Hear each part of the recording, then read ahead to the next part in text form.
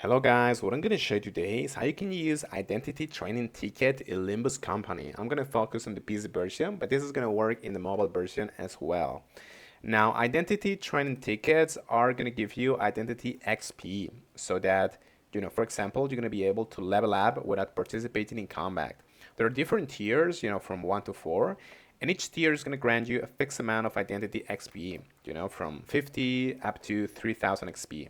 So you can use them to bring a desired identity to level caps quickly.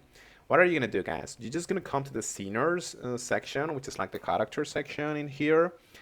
And you're going to press and hold. You're going to click on hold on the character that you want to basically level up, you know. In my case, it's going to be this one. So I'm just going to click on hold in here. Amazing.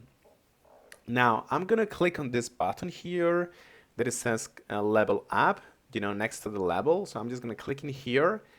And if I have enough experience or if I have enough buttons, I can basically, buy these identity training tickets. You can add them here and so on, so on. You can just own them, okay? You're gonna have to unlock them. So yeah, you can just unlock them and then get them here. And after you're ready, just click on confirm. That's it. And thank you so much, guys.